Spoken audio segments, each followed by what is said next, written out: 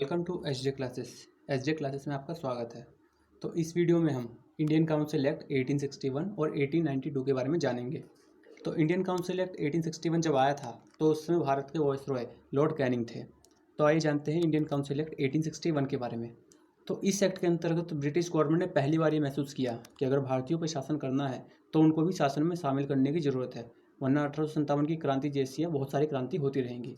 और इसी प्रक्रिया में लॉ मेकिंग प्रोसेस में भारतीयों को शामिल करने का एक प्रक्रिया आरंभ होता है। इसी के अंतर्गत 1862 में लॉर्ड कैनिंग के द्वारा 3 भारतीयों को लेजिस्लेटिव काउंसिल में नॉमिनेट किया जाता है। वो होते हैं बनारस के राजा, पटियाला के महाराजा और सर दिनकर राव।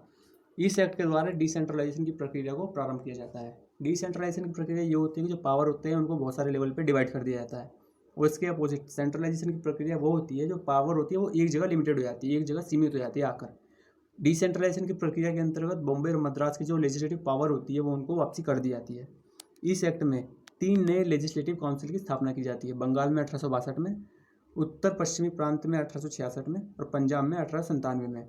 और वॉइसरॉय को इन तीनों काउंसिल पे रूल्स और ऑर्डर बनाने की शक्ति प्रदान की जाती है। इस एक्ट के द्वारा पोर्टफोलियो सिस्टम, जिसे लॉर्ड कैनिंग द्वारा 1859 में लाया जाता है, उसको मान्यता प्रदान की जाती है। पोर्टफोलियो सिस्टम ये होता है कि इसके अंतर्गत एक जो काउंसिल का सदस्य एक होता है वो एक से अधिक गवर्नमेंट डिपार्टमेंट का सदस्य बन सकता है। मतलब एक सदस्य, एक काउंसिल का एक सदस्य एक से अधिक गवर्नमेंट डिपार्टमेंट का हेड बन सकता था। इस एक्ट के द्वारा वॉइसरॉय को ऑर्डिनेंस जारी करने की शक्ति दी जाती है बिना लेजिस्लेटिव काउंसिल की सलाह के।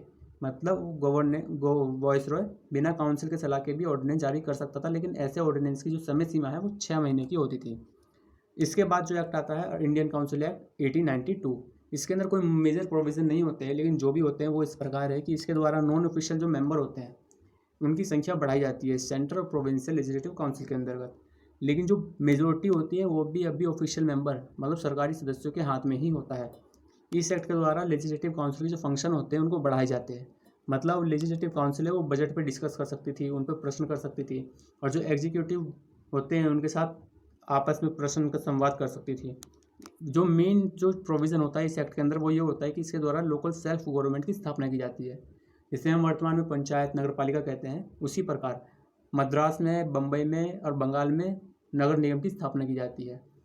इस एक्ट के अंतर्गत मेजर प्रोविज़न यही होते हैं। तो इस वीडियो में इतना ही। आई होप आपको वीडियो इन्फॉर्मेटिव लगा होगा। तो वीडियो को लाइक करें, शेयर करें। कोई क्वेश्चन हो, सजेशन हो तो कमेंट करके पूछें। चैनल को सब्सक्राइब करें, बेल आइकन को प्रेस करके जाए ताकि हमारी जो अगली वीडियो आए उसकी नोटिफिकेशन आपको मिल जाए। धन्यवाद।